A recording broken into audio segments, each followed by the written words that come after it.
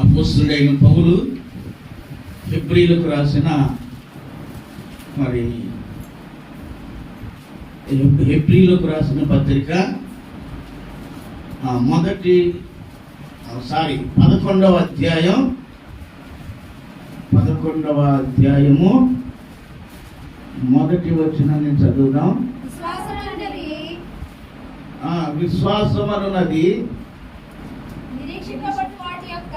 నిరీక్షింపబడు వాటి యొక్క నిజ స్వరూపమును అదృశ్యమైనవి ఉన్నవనుటకు రుజువునై ఉన్నది.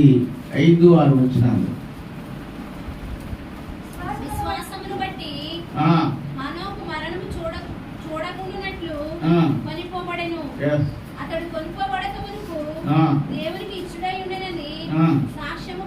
సాక్ష్యము పొందెను కాగా దేవుడు అతన్ని కొనిపోయాను కనుక అతడు కనబడలేదు. విశ్వాసము లేకుండా దేవునికి ఇష్టడై ఉండుట అసాధ్యము. దేవుని స్తోత్రం. దేవుడు తన పరిశుద్ధ లేఖన భాగాన్ని మన హృదయాలకు ఆశీర్వదించును గాక. ఆమేన్. చిన్న ప్రార్థన చేసుకుందాం. పరిశుద్ధుడైన మా పరమ తండ్రి, గొప్ప దేవుడా, సర్వాధికారి యేసు ప్రభువా, నీకే వందనాలు స్తోత్రాలు తెలుస్తూ ఉన్నాను ప్రభా. ఈ చదవబడినటువంటి లేఖన భాగాన్ని మా హృదయాలకు ఆశీర్వదించండి. ఈ వర్తమానం నా తండ్రి, ఈ యొక్క వాక్య భాగాన్ని మా హృదయాల్లో, మా గుండెల్లో దాచుకొని మీకు ఇష్టకరమైన వారిగా జీవించున్నట్లుగా నీ కృప దయచేసి నడిపించమని ప్రభా నిలబడి ఉన్న నేను నీ దాసుడను ప్రభా, నన్ను నీ ఆత్మతో నింపండి. 7 ఆత్మతో భద్రపరిచి కృప చూపించమని యేసయ్య పరిశుద్ధ నామం పేరట ప్రార్థన చేసి వేడుకుంటున్నాను పరమ తండ్రి. ఆమేన్. ఓకే. దేవుని యొక్క వాక్య భాగంలో విశ్వాసము అనేటువంటి మాటను బట్టి మనం ఈ రాత్రి కొద్ది నిమిషాలు ధ్యానం చేసుకుందాం. విశ్వాసము అనేది ఏంటి? విశ్వాసము ఎలా ఉంటుంది? విశ్వాసం అంటే ఏంటి అని ఒక మాట మనం జ్ఞాపకం చేసుకున్నాం. విశ్వాసము అంటే లేని దానిని ఉన్నట్లుగా రుజువు చేసేది విశ్వాసం. దేవుని స్తోత్రం చేస్తుంది. పిల్లరా, లేని దానిని ఉన్నట్లుగా రుజువు చేసేది విశ్వాసం. కనుక మానవ జీవితంలో ఈ విశ్వాసం ఉండాలి అని దేవుడు చెప్తూ ఉన్నాడు. అందుకనే శిష్యులతో ఒక మాట చెప్తున్నాడు యేసు ప్రభువారు, మీలో ఎవడైనా సందేహింపక ఆవగింజంత విశ్వాసం ఉండి ఈ కంబలి చెట్టును ఎత్తబడి నీవు నడి సముద్రంలో పడవేయబడుదువుగాక అని మీరు ఎప్పుడైతే చెప్తారో అది వేళ్లతో సహా పెకిరించబడి అది సముద్రంలో పడుతుంది అని చెప్పారు. మీరు సందేహింపక ఆవగింజంత విశ్వాసాన్ని కలిగి, మరి పిల్లల కూర చిరుధాన్యాలన్నిటిలోనూ మరి ఆవాలు చాలా చిన్నగా ఉంటాయి. అది ఆవాలు చిన్నగా ఉంటాయి. అంటే ఒక మనిషికి ఎంత విశ్వాసాన్ని చెప్పాడు దేవుడు? ఆవగింజంత విశ్వాసం కలిగి సందేహింపక ఏం చేయమన్నాడు? ఆ చెట్టుకు నువ్వు ఆజ్ఞాపిస్తే అది వేళ్లతో సహా పెకిలించబడి లేచిపోతుంది అని చెప్పి యేసు ప్రభువు చెప్పారు. కనుక విశ్వాసము ఉంచాలి. ఏముంచాలి?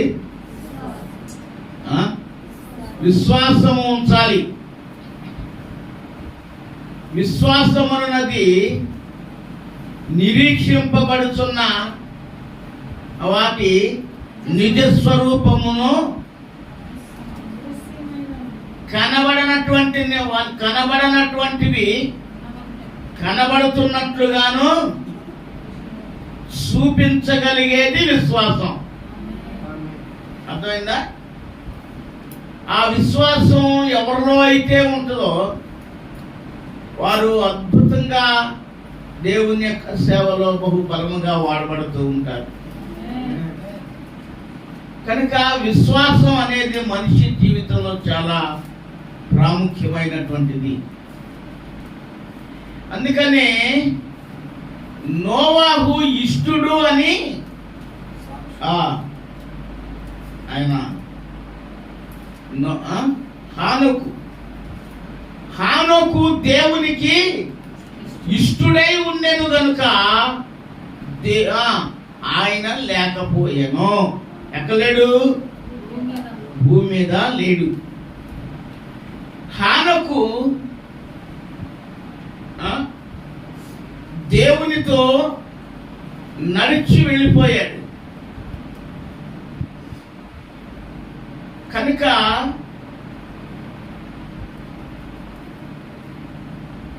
ఇష్టుడు, దేవునికి ఇష్టుడు అనేటువంటి సాక్ష్యాన్ని పొందినటువంటి వాడు హనోకు.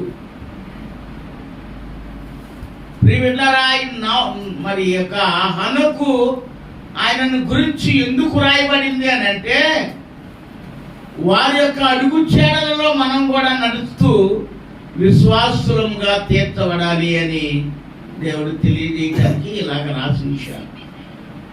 దేవునికి మహిమ కలుగును గాక. అందుకని పరమగీతాల గ్రంథంలో దేవుడు ఒక మాట రాసి పెట్టారు. చూడండి, 1వ అధ్యాయంలో 8వ వచనంలో ఒక మాట రాసి పెట్టారు. చూడండి, పరమగీతాల గ్రంథం 1వ అధ్యాయం 8వ వచనం. నారీమణి సుందరి అది నీకు తెలియకపోయినా మందల అడుగుజాడలను బట్టి నీవు పొమ్ము, మంద కాపరుల గుడారము యొద్ద నీ మేక పిల్లలను మేపుము అని మరి పరమగీతాల్లో దేవుడు స్పష్టంగా తెలియజేస్తున్నాడు.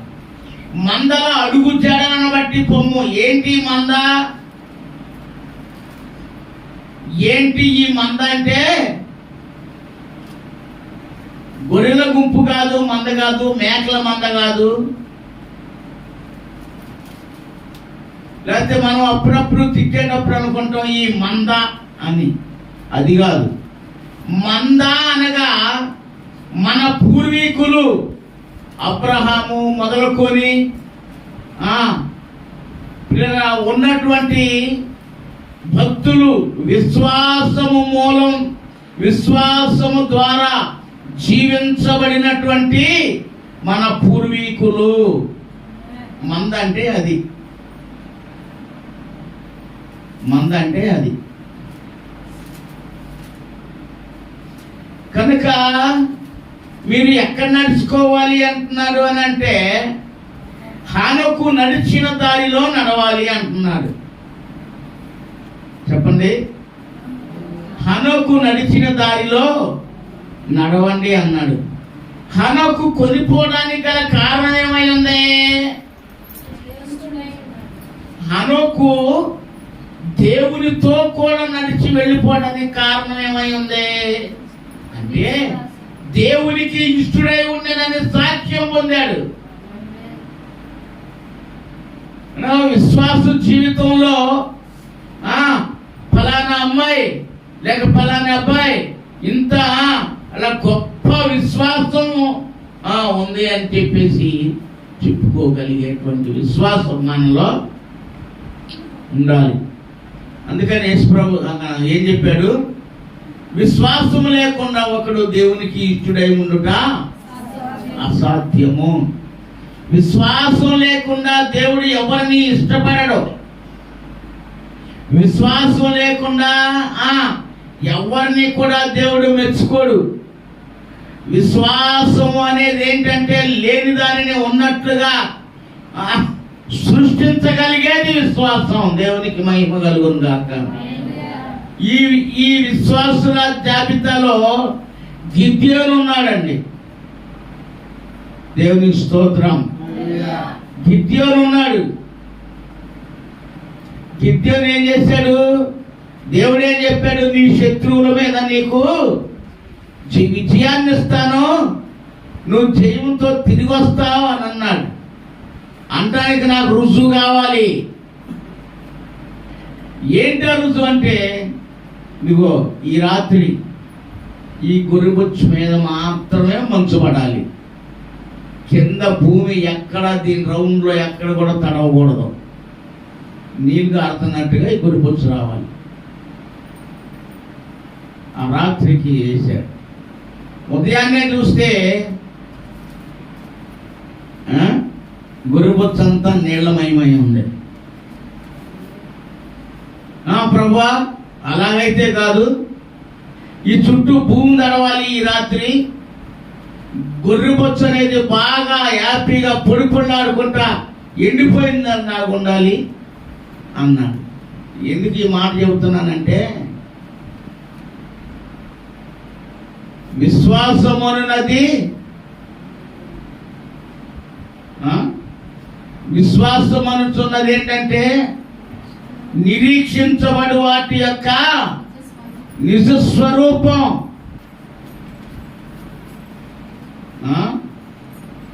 నిజస్వరూపం. అందుకనే గిద్యోను లేని దానిని సృష్టించగలిగిన మరి విశ్వాసంలోకి నడిపించగలిగాడు. ప్రియ దేవుని బిడ్డ, నీ జీవితంలో నీకు ఎంత విశ్వాసం ఉంది? విశ్వాస జీవితంలో నువ్వు ఎంతగా కొనసాగుతా ఉన్నావు? విశ్వాసం నీకు ఎంత ఉంది నీ జీవితంలో? అసలు విశ్వాసం ఉందా నీకు? అసలు విశ్వాసం ఉందా? విశ్వాసం లేకపోతే దేవునికి ఇష్టం లేదు. చదివాం కదా, విశ్వాసం లేకుండా ఒకడు దేవునికి ఇష్టడై ఉండుట అసాధ్యమని మనం చదువుకున్నాం కదా. మరి విశ్వాసం లేకుండా నువ్వు ఎలా ఇష్టుడుగా ఉండగలవు? కాబట్టి ప్రియ దేవుని బిడ్డలారా, విశ్వాస జీవితం అనేది చాలా ప్రాముఖ్యమైనటువంటి సంగతి. చూడండి, ఒక విషయాన్ని మనం గమనిద్దాం. మరి ఈ సబ్జెక్ట్ మీద మాట్లాడటానికి మరి చాలా టైం పట్టుద్ది. నేను 1-2 రిఫరెన్స్లు చూపించి నేను మరి ముగిస్తాను. పరిశుద్ధ లేఖనాన్ని చూసినట్లయితే మొదటిగా మార్కు సువార్త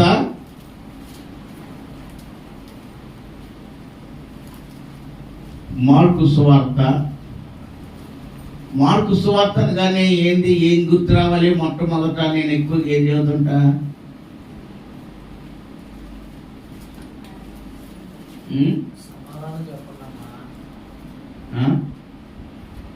మార్కు సువార్త నేను నిన్నగా మొన్నగా మాట్లాడుతున్నా. నేను ఒక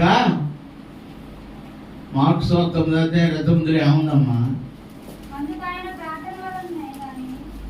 అది గుర్తు రావాలి, కానీ నేను చెప్పేది మాత్రం అది కాదు.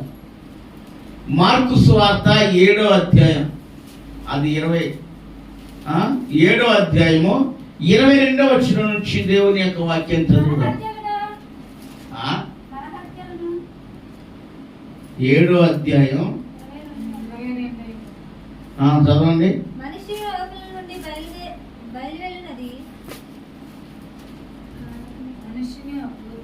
24 నుండి చదవండి.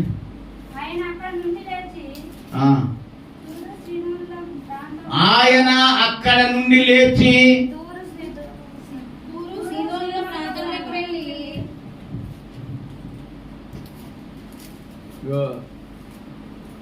గుడ్డు మొహం మానేయండి, నేలకలు తిరుగుద్ది. లేకపోతే కటింగ్ మిషన్ తెప్పించి చిక్కే మిషన్ పెట్టి చిక్కించమంటారు నేలకలో.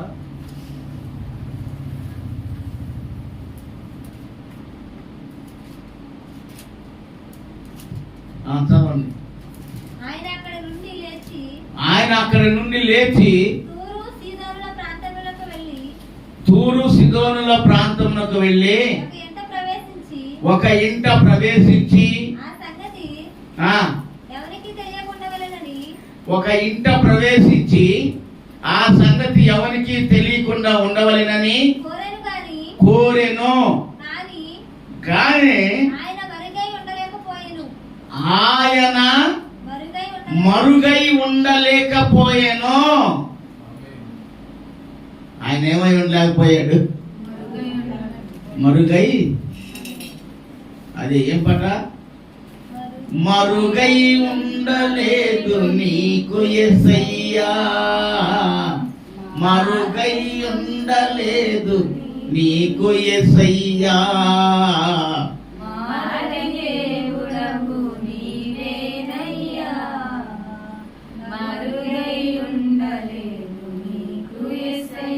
ప్రియులారా, దేవుని యొక్క వాక్యాన్ని జ్ఞాపకం చేసుకుంటే ఆయన ఒక ఇంట తూరు సీదోనుల పట్టణము గుండా ప్రయాణం అయి ఒక ఇంట ప్రవేశించి ఆయనతో ఏం చెబుతున్నాడు? అక్కడ ఉన్న ఆయనతో ఉన్నటువంటి వారితో ఈ సంగతిని ఎవరితోనూ చెప్పవద్దు అని వారికి ఆజ్ఞాపించెను, వారికి తెలియజేశాను. కానీ ఆయన మరుగై ఉండేవాడు కాదండి. ఆయన దాక్కుని పోయేవాడు కాదు. నా దగ్గరికి వీళ్ళు వస్తున్నారు, నన్ను ఏదో అడుగుతారని ఇక్కడి నుంచి ఇంకో చోట పోయే దేవుడు కాదు ఆయన. యేసు ప్రభు అంటే ఎవరైనా ఉన్నవాడు అనువాడు, మారని దేవుడు, మరువని దేవుడు ఆయన. ప్రియులారా, ఆయన మరుగై ఉండలేకపోయాను.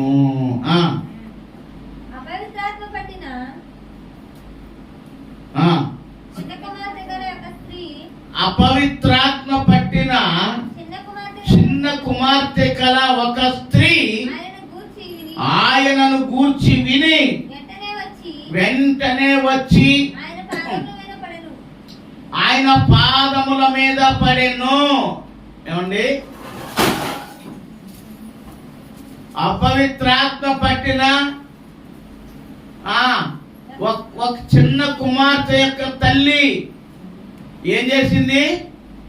ఆయనను గూర్చి విని, దేవునికి స్తోత్రాలు, చిరుదంగడిగా స్తోత్రాలు. ఆయనను గూర్చి విని ఆయన పాదముల మీద పడెను. దేవునికి స్తోత్రాలు. ప్రియరా, ఈ సందర్భంలో ఒక మాట తెలియజేస్తాను. నేను మొన్న ఎక్కడో ఈ విషయాలు చెప్పినట్టున్నా, నేను చెప్పాను ఎక్కడో కానీ చెప్పాను, జ్ఞాపకం లేదు. మరి చర్చిలోనో కుటుంబ రాధంలోనో చెప్పాను. ఏంటంటే మన కృష్ణ వాళ్ళ అన్నయ్య చనిపోయిన ఆయన కూతుర్ని మక్కిన వారి గుడి ఇచ్చారు. లక్ష్మణ్ ఇంటి కాడ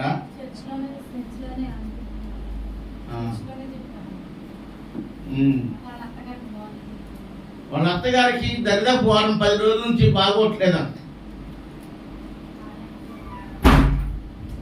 వారం 10 రోజుల నుంచి బాగోకపోతే వాళ్ళ అబ్బాయి సీను వాళ్ళ అల్లుడు, మా అయ్యగారు ఉన్నాడు. ఎవరంట? మీ నాన్న అయ్యగారినే అని చెప్తాడు. ఏం చేస్తున్నాడు? మా అయ్యగారు ఉన్నాడు, ఆయన ప్రార్థన చేస్తే తప్పకుండా నువ్వు బాగుపడతావు అని చెప్పారు. వీళ్ళిద్దరు భార్యాభర్తలు మాట్లాడుకొని వాళ్ళ అమ్మకు చెప్పారంట. సరే అయ్యా ప్రార్థన చేయించమని చెప్తే మనం ఒక రాత్రి ఎంత 10 10 నిమిషాలు ఏమో ప్రార్థన చేసి ఉంటా ఆమె కోసం ఫోన్లోనే. మరి ఆ తెల్లారి హాస్పిటల్కి వెళ్ళి వచ్చిందంట. ఆ విషయాలు ఇంతవరకు ఏం తెలవలేదు. కానీ దేవుని మహాకృపను బట్టి ఆమె ఏం చేసింది అని అంటే యేసుక్రీస్తు ప్రభు యొక్క గొప్పతనాన్ని కూర్చి విని నా కోసం ప్రార్థన చేయింది. నేను ఒక సత్యం చెప్పనా, చాలా మంది పాస్టర్లో, నువ్వు పాస్టరే అంటారేమో, నేను అదే చెబుతున్నా, చాలా మంది పాస్టర్లో దూరం నుంచి బాగోలేదయ్యా, మరి ఇట్లా సంగతి అయ్యా, మరి పరిస్థితి ఇది లగట్లేదయ్యా అంటే ప్రార్థన చేయండి అయ్యా అని చెప్తే, అమ్మా మీరు మందిరానికి రండి, మేము మీకోసం ప్రార్థన చేస్తాం, సంఘం ఉంటుంది గుళ్ళో, సంఘాన్ని పిలిపించి ప్రార్థన చేస్తాం అని పిలుస్తారు. భయపెడతారు. అలా పిలిచి ఏమన్నా మరి మీ ఇష్టం, నేను చెప్పా, మరి తర్వాత ఏదన్నా అయితే మాది మాత్రం బాధ్యత కాదన్న. మరి హాబ్ అయిపోయినప్పుడు రాకేం చేస్తారు, ఎంత దూరం అయినా వస్తారు, ప్రార్థన చేస్తారు, కాళ్ళని పట్టుకుంటారు, వదిలిపెట్టరు, లోపరుచుకుంటారు, వస్తారు అక్కడికి. వారిని ఏం చేస్తారు, విసిపరుచుకుంటారు. ఇక మా అయ్య గారు అని చెప్తారు. అంటే నేను నాకు అలాంటి మనస్తత్వం నాకు రాదు. ఎందుకంటే సంఘానికి రప్పించి సంఘంలో కలిపి ప్రార్థన చేసి నీ వల్ల ఇక్కడ సంఘం వల్ల నువ్వు బాగుపడ్డావు కాబట్టి నువ్వు ఈ సంఘానికి అంటుకట్టుబడి ఉండాలి అని బంధించే అలాంటి మనస్తత్వం నాకు లేదు. నా మనస్తత్వం ఏంటంటే ఎవరు బాగలేదు అని చెప్పినా వారి కోసం ఫోన్లో ప్రార్థన చేయటం తప్ప రెండే అమ్మ లేదు. దేవుని స్తోత్రం చెప్పండి. నేను ఆమెతో చెప్పానమ్మా, ఒక్కసారి మీరు వచ్చి కనపడి వెళ్ళండి, సంఘం అంతా ఉంటారు, ప్రార్థన చేస్తారమ్మా, మీరు వెళ్ళిపోవచ్చు అని చెప్పి ఒకసారి కనిపించండి, హాస్పిటల్కి వెళ్ళొచ్చాక విషయాలు చెప్పండి అన్నారు. వాళ్ళు ఏమీ చెప్పలా. సరే, ఏది ఏమైనా దేవుడు కార్యం చేశాడు. పనులకి వెళ్తుందంట అమ్మాయి. దేవుని స్తుతించండి.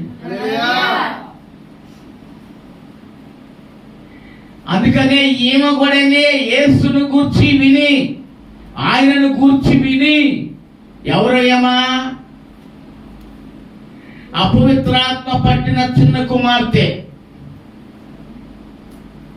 వాళ్ళ అమ్మ ఆయనను గూర్చి విని ఏం చేసింది, ఆయన పాదముల మీద పడింది, ఆయన పాదాలు పట్టుకుంది. నా కుమార్తెను బాగు చేయగలవాడవు నీవు తప్ప ఎవరునో లేరయ్యా.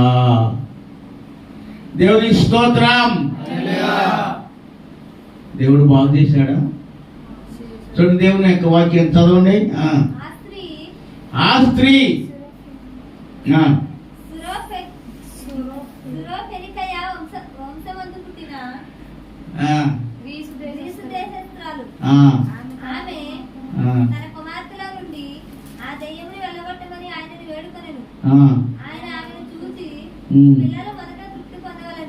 ఆమె ఆయనను చూసి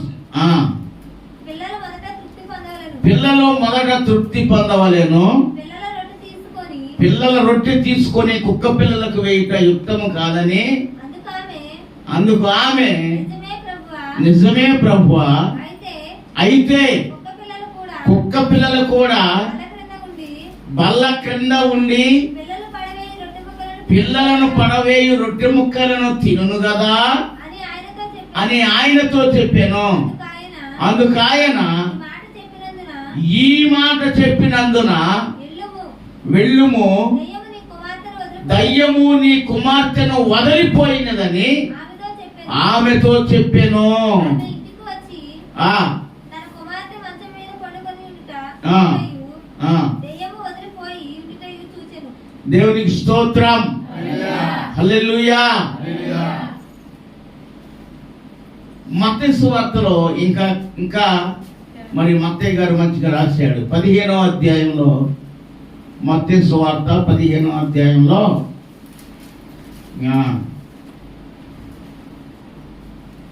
మత్తయి సువార్త 15వ అధ్యాయంలో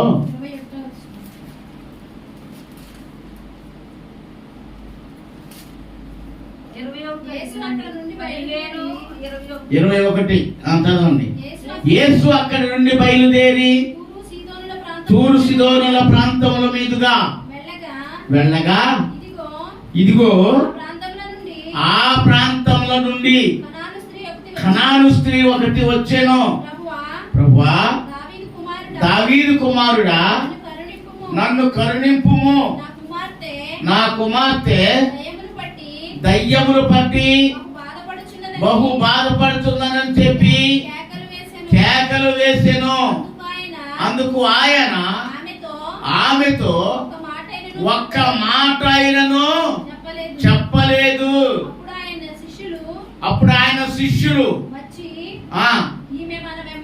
ఈమె మన వెంబడి వచ్చి మనల్ని తొందర పెట్టకుండా ఉన్నట్లుగా ఈమెను పంపించి వేయమని ఆయనను వేడుకొనగా ఆయన ఇశ్రాయేలీల ఇంటి వారై నశించిన గొర్రెల యొద్దకే గాని మరి ఎవని యొద్దకు నేను పంపబడలేదు అనెను. అయినను ఆమె వచ్చి ఆయనకు మ్రొక్కి, ప్రభువా, సహాయం చేయమని అడిగెను. అందుకాయన పిల్లల రొట్టెను తీసి కుక్క పిల్లలకు వేయట యుక్తము కాదని చెప్పగా ఆమె నిజమేనయ్యా, కుక్క పిల్లలు కూడా తమ యజమానుల బల్లల మీద నుండి పడు ముక్కలు తిను కదా అని చెప్పెను.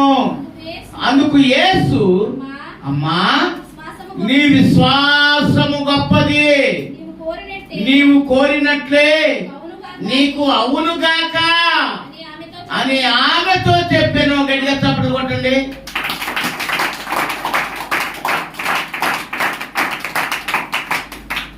దేవుని స్తోత్రం. ఇక్కడ చూడండి, దేవుడు ఇక్కడ ఎలా రాయించాడనంటే, ఆ కనాను స్త్రీ ఒకటి వచ్చింది, నా కుమార్తె దెయ్యం పట్టిందయ్యా, రాయ్యా, నువ్వు బాగు చేయ్యా అంది.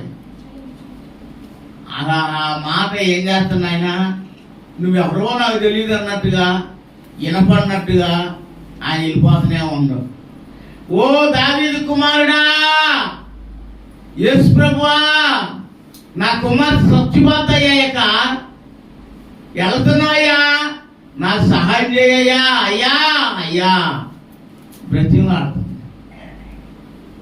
యాంగోలు ఈ అమ్మాయిది ఏమేమో గోల కరుచుకుంటూ వస్తుంది,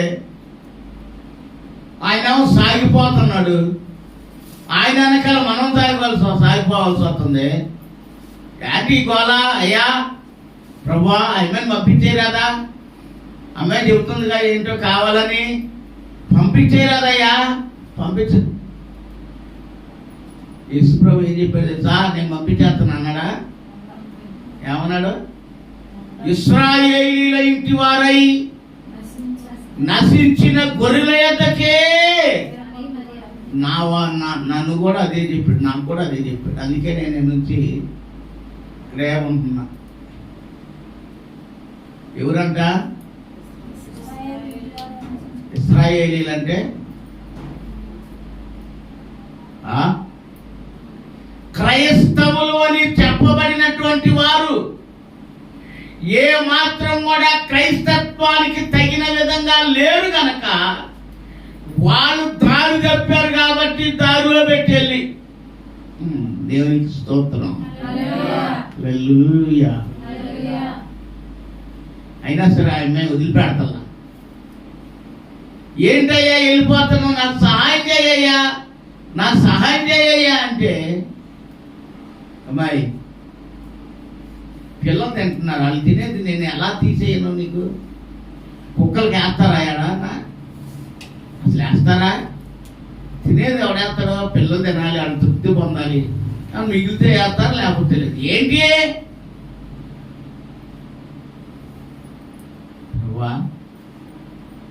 నువ్వు చెప్పింది నిజమేనయ్యా.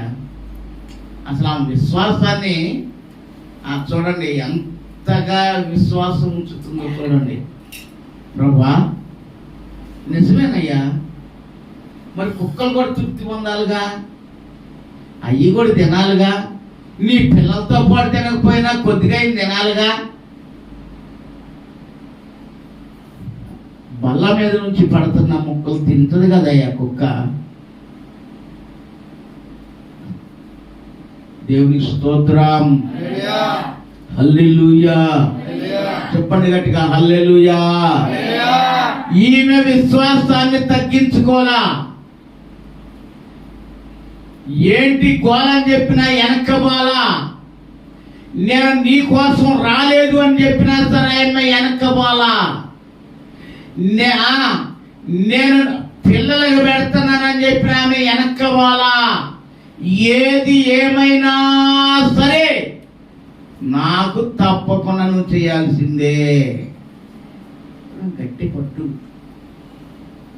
పిల్లపట్టు, పిల్లపట్టు, పిల్లపట్టు, పిల్లపట్టు కాదు, పిల్లపట్టు, జల్లపట్టు, జల్లగా జల్లగా. దేవుని స్తోత్రం, హల్లెలూయా. పట్టుదల పట్టింది. లేదు అనే చోటే విశ్వాసాన్ని పెంపొందించుకుంది. లేదు అన్న చోటే విశ్వాసం గొప్పదనిపించుకున్నది. అమ్మా నీ విశ్వాసము గొప్పది. నీ విశ్వాసం ఎంత? నీ విశ్వాసం ఎంత? చెప్పండి, నీ విశ్వాసం ఎంత? నీకున్న విశ్వాసం ఎంత ఉంది? నీకున్న విశ్వాసం ఎంత? యేసు ప్రభు మాట్లాడుతున్నాడండి, అమ్మా నీ విశ్వాసము గొప్పది.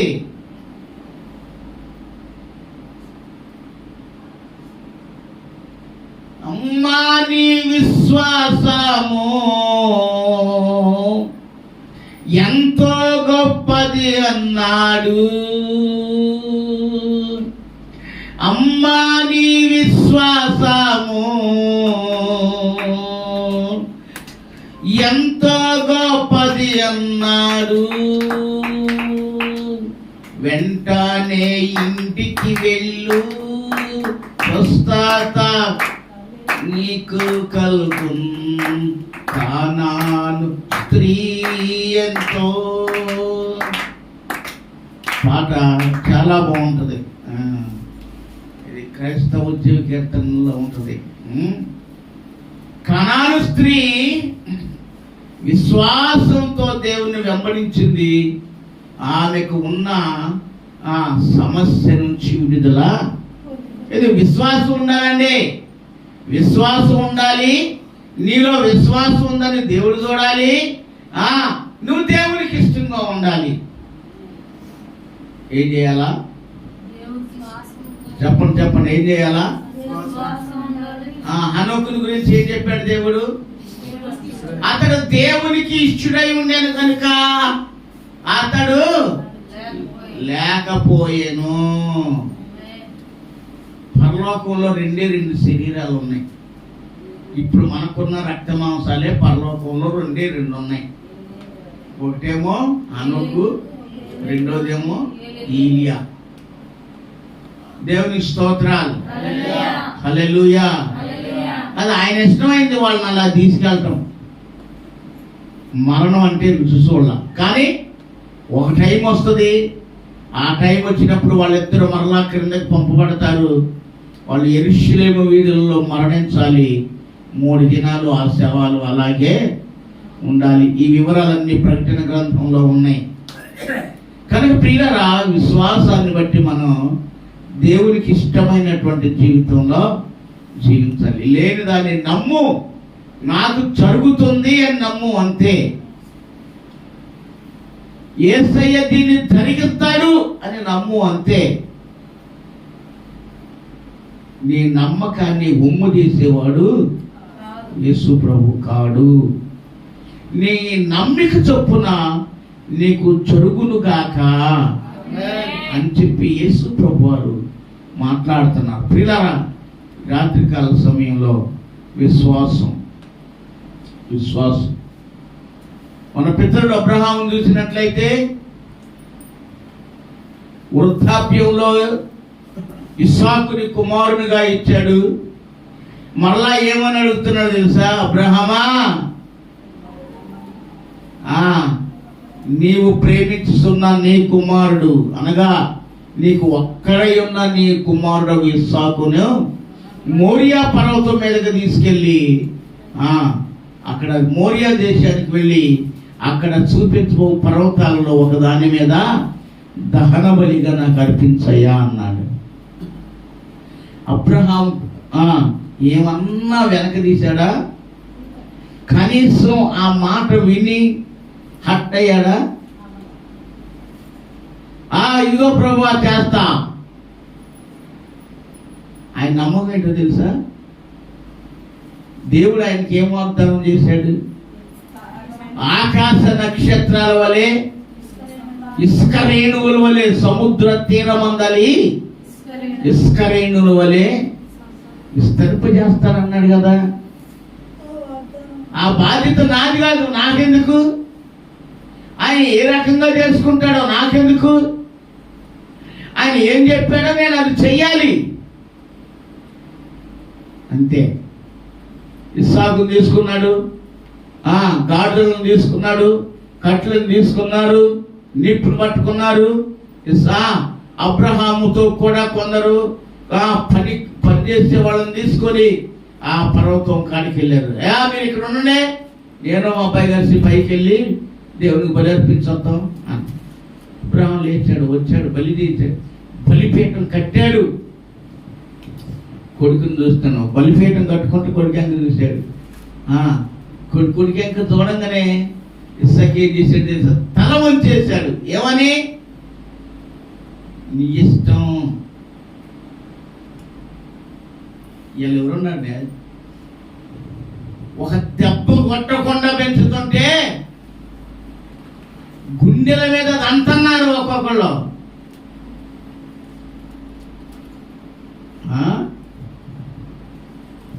గారం ఇస్తే, గారాబం చేస్తే ఏం చేస్తున్నారు? దూషిస్తున్నారు తల్లిదండ్రుల్ని.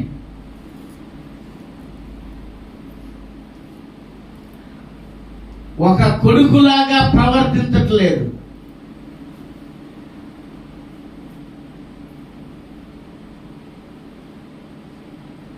పిల్లరా, ఆ బలిపీఠం కడుతూ ఇస్సాకు వైపు చూశాడు. ఇస్సాకు వెంటనే తలదించాడు, అంతే. పట్టుకున్నాడు, కాళ్ళు చేతులు కట్టేశాడు. నాకెందుకు? ఆయన అర్పించమన్నాడు, అర్పిస్తున్నా, నాకెందుకు అని ఏం చేశాడు? పట్టుకున్నాడు, కాళ్ళు చేతులు కట్టేశాడు, బలిపీఠం మీద పెట్టాడు. మరి నరకాలి, కత్తి లేపాడు పైకి, ఊపాడు కిందకి, ఊపేయటం. లే అబ్రహామా, ఆ బాబు కత్తి దించబాకు.